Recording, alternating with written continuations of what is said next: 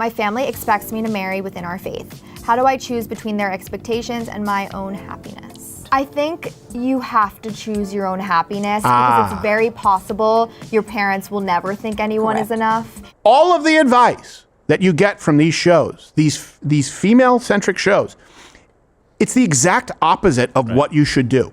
And I truly mean that. We've been covering this a little bit. There's the Call Me Daddy podcast. And I have noticed, you'll see people right now really try and browbeat what they call the manosphere. And the problem with that is it includes a lot of different people. They just sort of throw in Andrew Tate or Fit and Fresh with Andrew Wilson. They just throw them all in together. You have Christian conservatives who believe in traditional gender roles. And then you have people who believe that you should be a man whore. It's not all the same thing. But I still would say if you look at the manosphere in general, it is far more rational, and at least they try and reason their arguments in a way that you do not see at all in female-centric content, especially female-centric content that offers up advice. So here's another one. This podcast, Excuse My Grandma, they were asked about dating outside of your religion. The general answer is if you're looking for a marriage, don't do it. But this brings us to the latest installment of me versus feminist advice. Oh, he shoots threes on and off the court. And I'm professional don't porn. love your job. Job your love. And our bodies and our looks. It's because of male desire. Yeah, it's fun. Here you go. Question, what do you do when you're faced with dating outside of your religion? And the answers kind of make the case as to why people still practice arranged marriages. I've started seeing someone seriously who's outside my religion, and I'm scared to tell my family. He feels like the one, but my family expects me to marry within our faith. How do I choose between their expectations and my own happiness? This is very, very difficult. I do think that if you've been dating and you are not of the same faith, you have to introduce your partner to your family way before it gets to the point where she wants to get married. Okay. And they have to know that they are of a different faith and they're willing to compromise on certain things after you. So the parents who would have your best interest at heart should compromise in you making a decision with someone who may have ulterior motives. Got it. Put out, and the parents themselves have to be willing to accept it. In many cases, they don't. I think you have to choose your own happiness because it's very possible your parents will never think anyone is enough, and you don't want to, have given up on a good person or waste time or whatever it is. Would you change your faith? Well, I wouldn't. Yeah, I'm a very strong believer that somebody you can have a wonderful man who's Catholic or Protestant or Muslim and marry a Jewish person or whatever if they both respect each other's faith. I'm culturally Jewish and it's so important to our family and to me. I would not change my faith for someone, but let's say I fell in love with someone who was of a different faith, I would try to integrate both things in my life. But if I was someone who didn't have any affiliation, then I would easily take on someone else's. Exactly. We know so many people who have, and they have wonderful, wonderful marriages with that. No, you don't. No, you don't. So let me give you the real advice here. And everything there is about my own personal happiness and what feels good. And it's so important to me, it's defining to me, that I won't even use it as a qualifier for the person with whom I'll spend the rest of my life. It means nothing to you.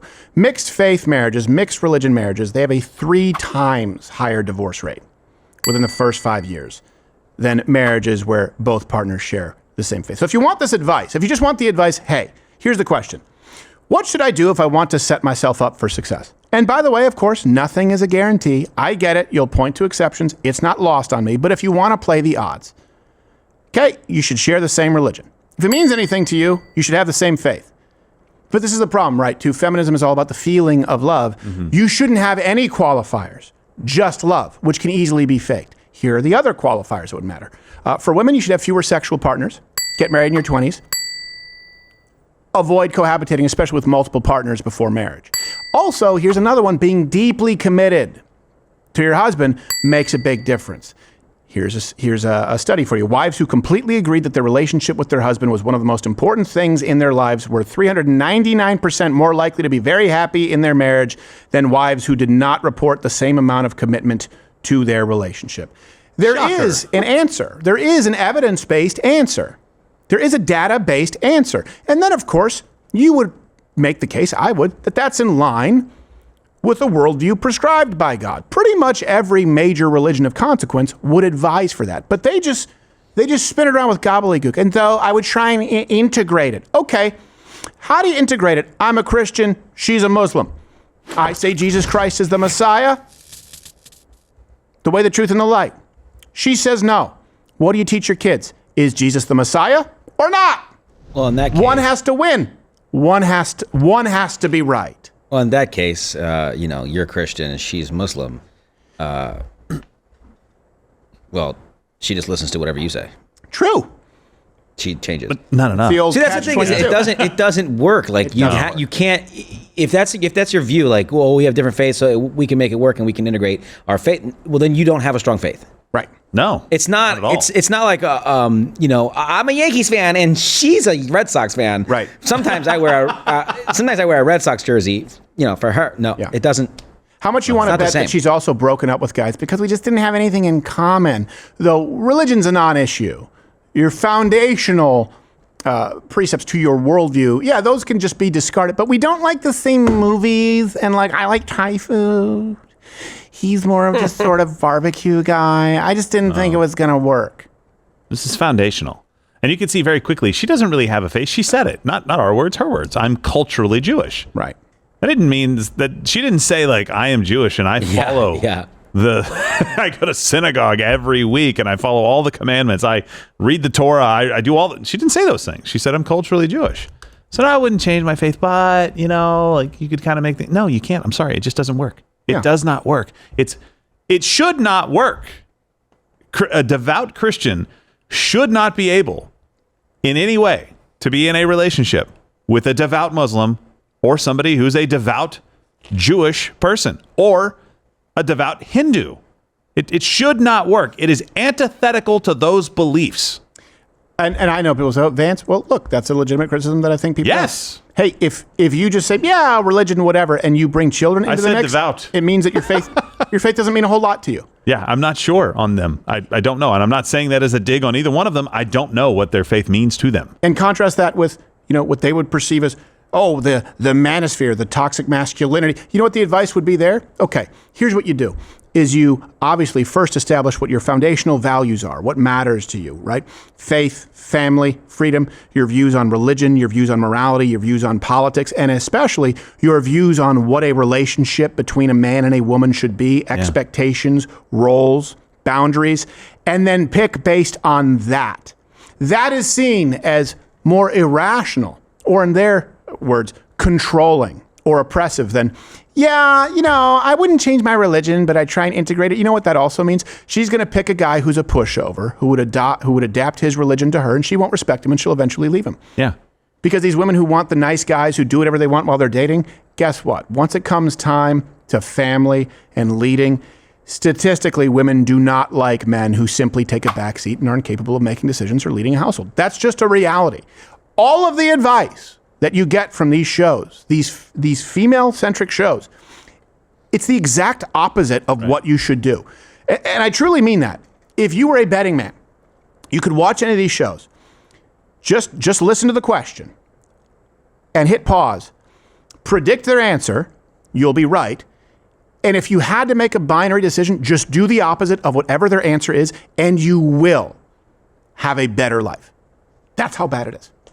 I think, honestly, I would like to start picking shows, showing the advice, and then I want them to deal with the critique that we have for them, that you have for them. I want them to deal with toxic men, small pee-pee. You think they're watching? Not at all. You're saying we'll that my advice is wrong because you have a little deck. That's what they'll say. No, I know. But it's so revealing. This is not good advice. And all those things that you said, about how picking, you mean what the parents would pick for their daughter?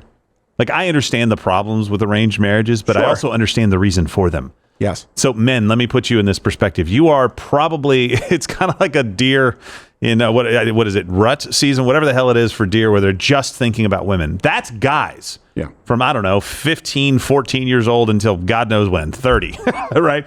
You're not always going to make the best decision. You're going to pick a hot chick and you're like, she's so pretty and wow, sex and the woo, you're right. Women, probably also not going to make a good decision. Probably not in the best frame of mind because you don't typically think of the things, the non-sexy things. He loves everything that I love. He likes going on long walks on the beach. No, you know what he's going to do? He's going to get up every morning. He's going to love you. He's going to love his family. He's going to provide for you. And he's going to protect you.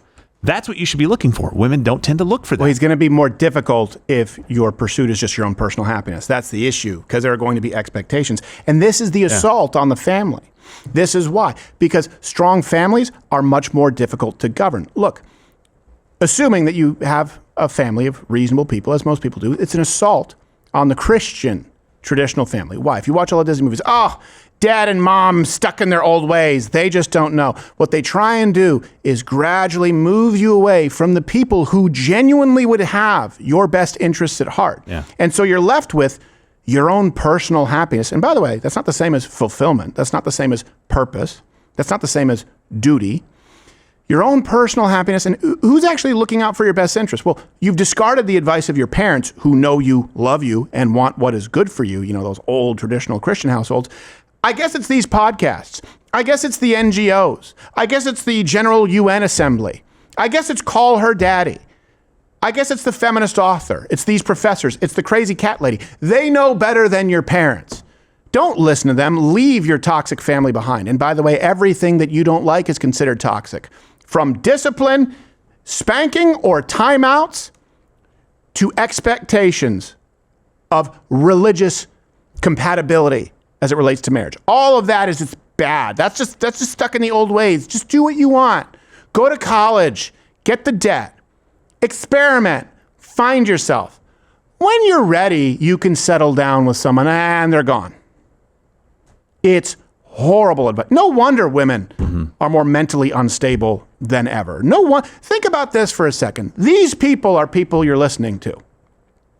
I want you to think, I talked about this with Pierce Morgan. I want you to think of the woman who you would point to as an example, who you loved, who respected, who you thought was a great model. I'm willing to bet it's not someone like this. I'm willing to bet it was your grandma.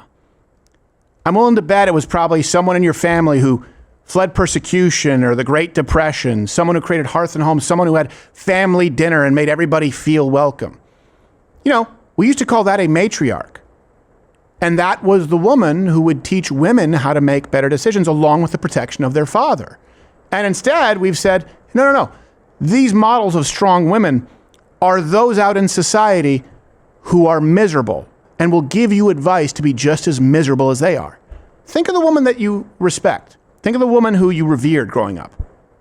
Be more like her. That's a starting point. And I know the women watching won't listen. Why? Because I have a penis. Oh, well, it's still right. YouTube's is something you're not allowed to say according to the guidelines. I was quoting the guidelines. I'm glad you're still here. It means you watched this video all the way through. Oh, it says here that Rumble, where you can go follow my channel, lets you say pretty much anything, provided it's not illegal. That reminds me of, what does it remind me of? Oh, yeah. YouTube, pre-2015. Go on and follow me there. I'm live, 11 a.m. Eastern, weekdays. Don't call YouTube a. Oh, it's just a different way of saying it's.